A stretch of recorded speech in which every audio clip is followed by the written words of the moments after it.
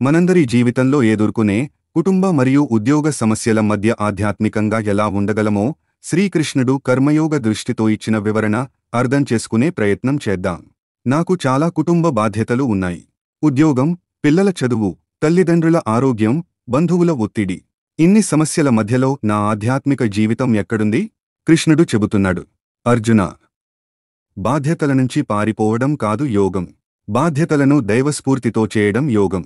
జీవితం అంటే కేవలం యుద్ధం కాదు. ప్రతి ఒక్కరి జీవితంలో ధర్మయుద్ధం ఉంటుంది. మన కుటుంబం, మన సంబంధాలు, మన పనులు ఇవన్నీ కర్తవ్యాల రూపాలు. నీవు ఈ పనులను దైవార్పణంగా చేస్తే ప్రతి పని ఒక యజ్ఞం, సేక్రెడ్ డ్యూటీ అవుతుంది. పిల్లల్ని పెంచడం ప్రేమయజ్ఞం, తల్లిదండ్రుల్ని చూసుకోవడం కృతజ్ఞత యజ్ఞం, కుటుంబం కోసం పని చేయడం సేవాయజ్ఞం. ప్రతి బాధ్యతను దైవానికి అర్పణ అని భావించు. అప్పుడు నేను ఒంటరిగా భారం మోస్తున్నాను అనే భావం తగ్గుతుంది. ఫలితం మీద కాకుండా కర్తవ్యంపైన దృష్టి ఉంచు. కర్తవ్యాన్ని భారం అని కాదు, భక్తి అని చూడగలిగితే అదే కర్మయోగం. మరో సమస్య, నేను ఆధ్యాత్మికంగా ఉండాలంటే ప్రపంచం నుంచి దూరంగా ఉండాలి కదా. పనులు చేస్తే మనసు చంచలంగా ఉంటుంది. అప్పుడు ధ్యానం ఎలా సాధ్యం?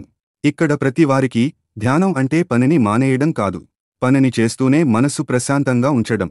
ధ్యానం కేవలం కళ్ళు మూసుకుని కూర్చోవడం కాదు, ప్రతి క్షణంలో మనసును నియంత్రించడం. కృష్ణుడు చెప్పినట్లు యోగం అంటే క్రియలో నిశ్చలం, నిశ్చలతలో క్రియ. దీని అర్థం, మనం పనిచేస్తూ ఉండవచ్చు, కానీ మనసులో అహంకారం లేకుండా ఉండాలి. మెడిటేషన్ అనేది ఆఫీస్లో కూర్చున్నా, బస్లో ప్రయాణిస్తున్నా కూడా సాధ్యమే.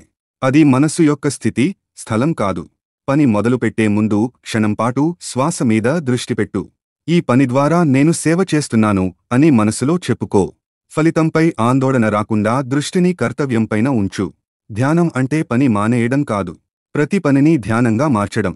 మరో సమస్య, నేను చేస్తున్న పని నాకు ఇష్టం లేదు. నా కోరిక వేరే దిశలో ఉంది. కానీ జీవిత అవసరాలు వేరు, దాంతో మనస్సు కలతగా ఉంది.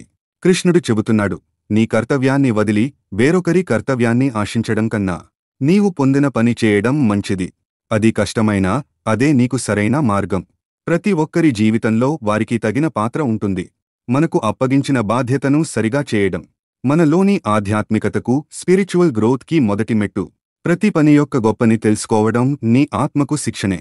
ప్రతి పని మన ఈగో, అహంని తగ్గిస్తుంది, డిసిప్లిన్ నేర్పిస్తుంది.